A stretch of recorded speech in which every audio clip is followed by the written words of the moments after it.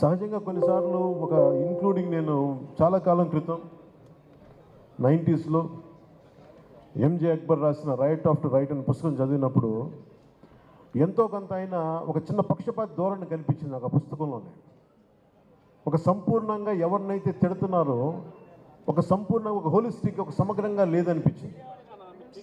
So ఇలాంటి సందర్భాలు నేను ఎన్నో చూశాను, చదివాను పుస్తకాల్లో. కానీ విధ్వంసం పుస్తకం చదువుతుంటే మటుకు అసలు ఆయన చాలా ఎక్కడ కూడా ఒక పక్షపాతి ధోరణి లేకుండా ఒక నిజమైన జర్నలిస్ట్ ఎలా రాస్తే సమాజానికి ఉపయోగపడుతుందో అంత గొప్పగా రాశారు ఈ పుస్తకాన్ని.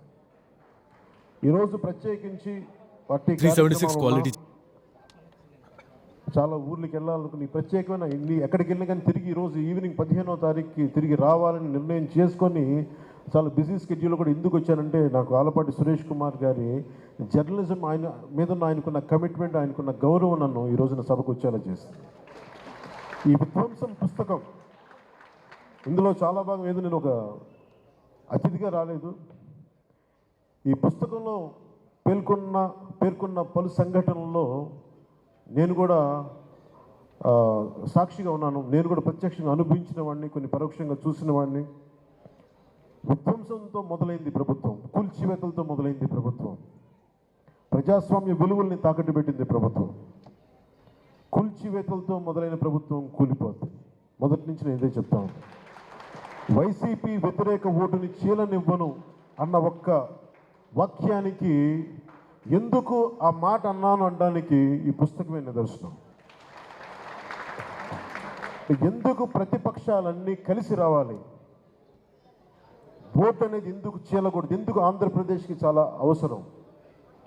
విభజించబడ్డ ఉమ్మడి ఆంధ్రప్రదేశ్కి కలిసి అన్ని రాజకీయ పక్షాలు కలిసి ప్రజల పక్షాన్ని నిలబడాల్సిన సమయం ఆసన్నమైందని చెప్పడానికి, అర్థం చేసుకోవడానికి ఆలపాటి సురేష్ కుమార్ గారు చాలా ఊతమిచ్చారు ఈ వాక్యానికి. నేను చెప్పిన ఆ వైసీపీ వ్యతిరేక ఓటును చీలనివ్వనడానికి. ఇది మనస్ఫూర్తిగా సురేష్ కుమార్ గారికి చాలా అత్యంత అద్భుతంగా మీరు ఈ పుస్తకాన్ని మీరు మీ జర్నలిస్టిక్ విలువలతోటి దీన్ని రచన చేసినందుకు మనస్ఫూర్తిగా మీకు హృదయపూర్వక ధన్యవాదాలు తెలుపుకుంటా ఉన్నాను. ఎవరైనా సరే నాకు చాలా బాధ కలిగింది. ఎలక్షన్లు అయిన వెంటనే ముందు కూల్చివేతలతో మొదలైతే అమరావతి రైతాంగం మీద, రైతుల మీద దాడి జరిగినప్పుడు నాకు ఒక్కొక్కళ్ళు మా జనసేన పార్టీ ఆఫీస్కి వచ్చి వాళ్ళ దెబ్బలు చూపిస్తూ ఉంటే గుండె కరిగిపోయింది, గుండె చెదిరిపోయింది ఆ బాధకి. ఆడపడుచుల మీద ఎన్ని రకాలుగా అగాయిత్యాలు చేసి పోలీసుల హై హ్యాండెడ్ బిహేవియర్ చాలా బాధ కలిగించింది. ఈరోజు మన ఎన్నికలు వచ్చేసి మనం ధైర్యంగా ఉన్నాం. కానీ మీరు ఊహించుకోండి, 2019 నుంచి ఈ రోజు దాకా ఒక సుదీర్ఘమైన కాలం. అది అసలు కాలం తెములుద్దా అనిపించేది. వీరి దాష్టీకానికి అసలు మనం తట్టుకోగలమా అనిపించేది. ఇలాంటి ప్రతి చోట ప్రతి ఒక్కరూ అనుభవించిన బాధని ఈయన ఇన్ని 700 పేజీలు పైచిలుకున్న ఈ పుస్తకంలో ప్రతి సంఘటనని చాలా అందంగా దీన్ని తీసుకొచ్చారు, ఉదాహరించారు. ఈ పుస్తకం భారతదేశానికే, ముఖ్యంగా ప్రతి పాలకులకు కూడా ఒక హెచ్చరిక లాంటిది. భవిష్యత్తులో మనం ఎలా ఉండకూడదని చెప్పడమే ఈ పుస్తకం తెలియజేస్తూ ఉంది. ఒక నిజమైన జర్నలిస్ట్, ప్రజాక్షేమాన్ని ప్రజాస్వామ్యాన్ని ఆకాంక్షించే జర్నలిస్ట్ రాస్తే అది ఎంత బలంగా ఉంటుందో ఈ పుస్తకం చాలా అద్భుతంగా తెలియజేస్తుంది.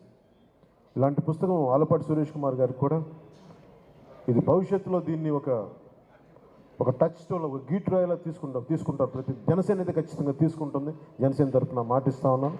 ప్రజలకు ఎలాంటి ఇబ్బంది కలగకుండా ప్రజాక్షేమాన్ని కాంక్షించే ఒక వ్యవస్థలో భాగస్వామ్యం తీసుకొని ప్రజాస్వామ్యాన్ని బలోపేతం చేస్తానని మనస్ఫూర్తిగా మీ అందరికీ తెలియజేసుకుంటూ, నాకు ఇలాంటి అవకాశాన్ని ఇచ్చిన ఆలపాటి సురేష్ కుమార్ గారికి, అలాగే సభాధ్యక్షులు శ్రీ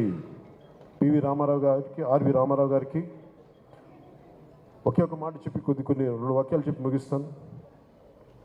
ముఖ్యమంత్రి జగన్ గారు మాట్లాడుతూ ఈరోజు కూడా నా దృష్టికి వచ్చింది, 33,000 మంది ఆడపిల్లలు వైసీపీ వాలంటీర్ల వల్లే అదృశ్యమైపోయారని నేను అన్నానంట. వారికి వివరణ ఇస్తున్నాను.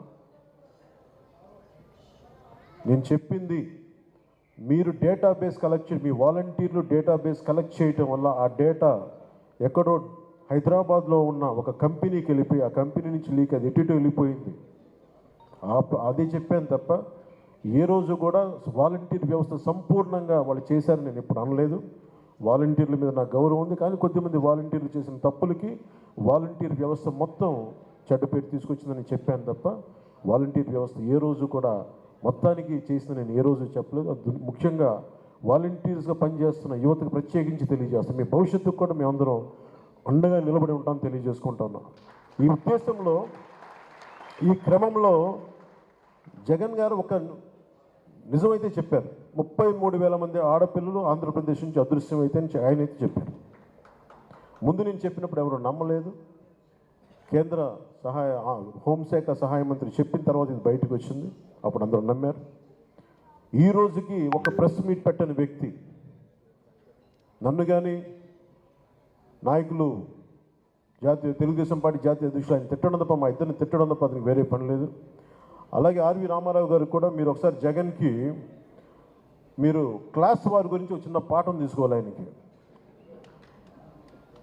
ఇన్ని ఇసుక రీచ్లు ఉంటే అనేక సర్పంచ్లు కానీ ఎంపీటీసీలు కానీ ప్రతి మండల స్థాయి వ్యక్తులు చాలామందికి ఉపయోగపడే ఒక ఇసుక రీచ్ల్ని ఆయన ఒక కంపెనీకి దారాదత్తం చేసిన వ్యక్తి.